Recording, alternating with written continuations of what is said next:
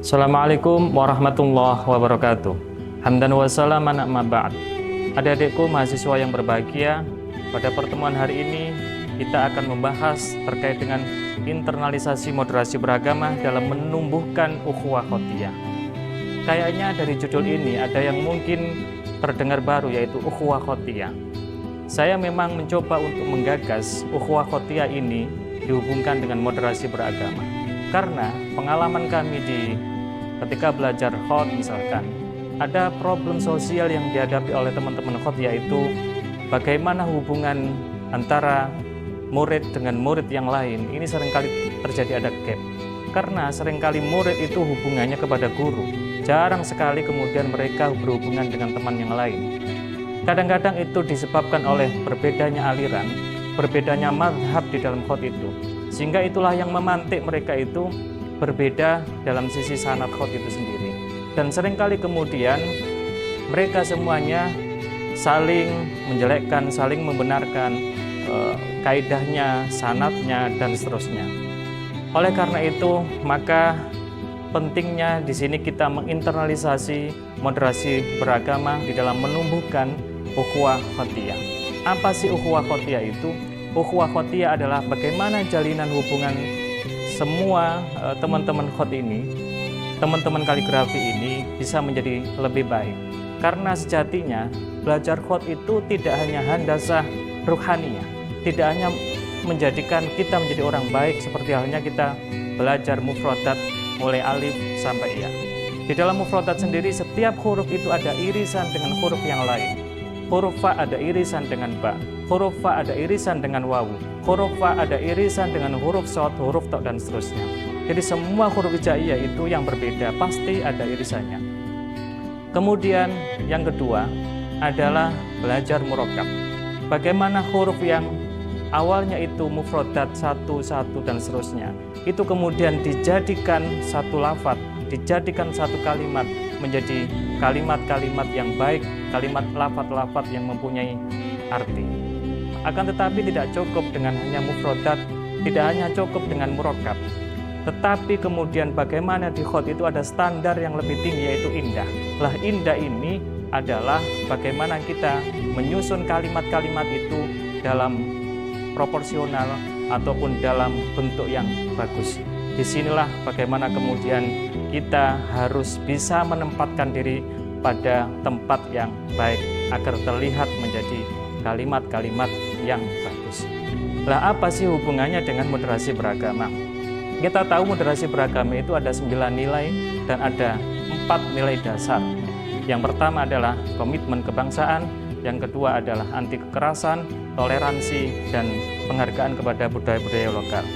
Oke, mari kita bahas hubungan atau keterkaitan dengan ukhuwah khotiyyah dan moderasi beragama. Di ukhuwah khotiyyah ada nilai yang pertama adalah tasamuh, saling menghargai satu sama yang lain. Ada nilai ta'awun, saling tolong-menolong. Ada nilai takaful, yakni saling menanggung.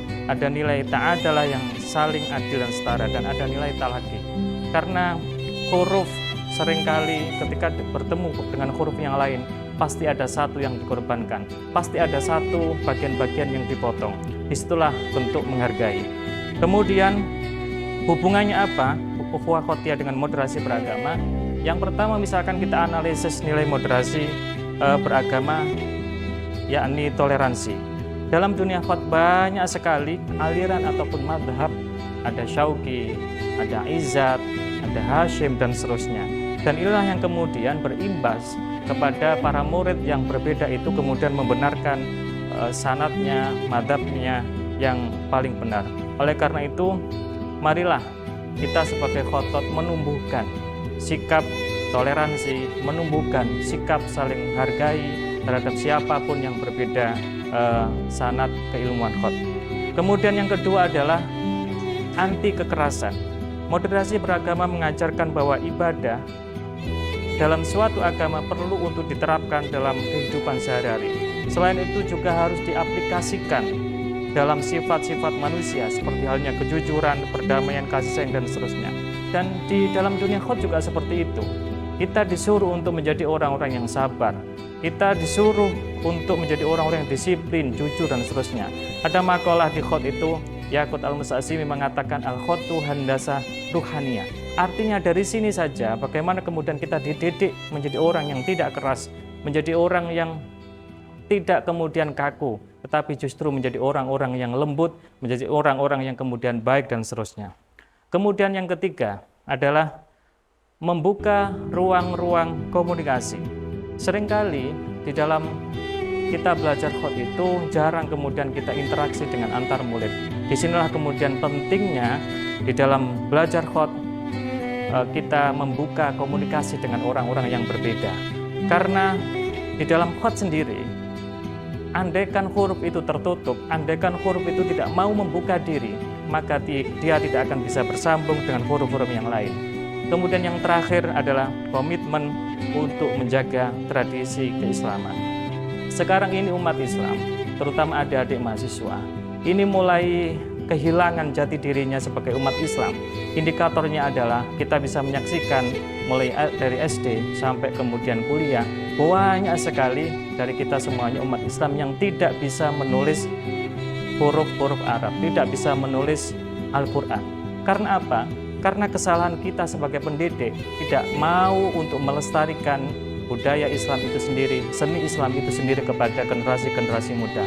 Maka kami dan juga teman-teman mempunyai komitmen untuk terus mengembangkan khot ini, untuk terus selalu mensosialisasikan ilmu-ilmu khot ini terhadap generasi-generasi muda, mulai dari TPQ, MTS, Aliyah, sampai perguruan tinggi. Dan yang terakhir, saya ingin mengutip satu ayat Al-Quran di surah Al-Hujurat ayat 13.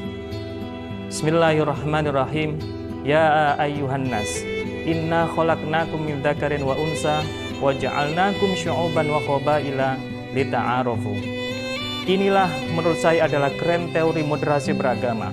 Bagaimana kemudian dzakar wa unsa tidak dimaknai sebagai laki-laki perempuan, tetapi ini adalah sesuatu yang berbeda, plus dan minus. Baik itu skalanya kecil, syu'uban wa qabailah, maupun skalanya yang makro, itu harus ta'aruf, saling mengenal.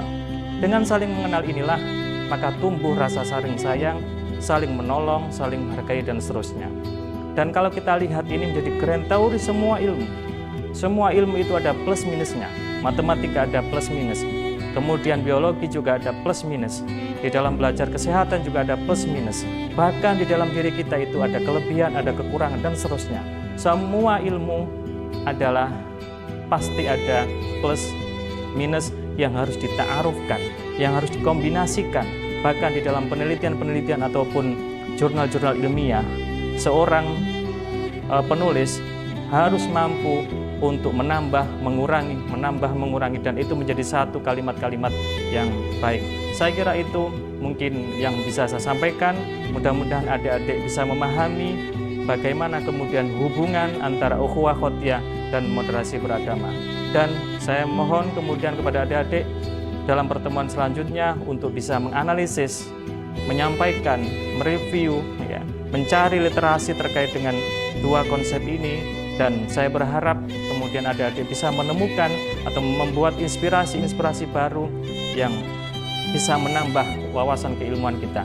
Terima kasih. Syukran al-ihtimamikum jami'an. Wassalamualaikum warahmatullahi wabarakatuh.